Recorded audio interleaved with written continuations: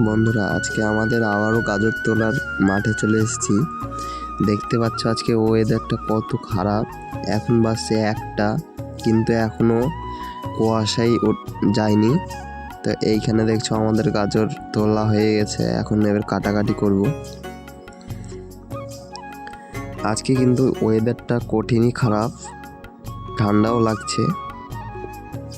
এদিকে দেখো আমাদের গাজর কাটা হয়ে যাবে আর কিছুক্ষণের মধ্যে, আর অল্পটুকু আছে, সবাই কাজ করছে।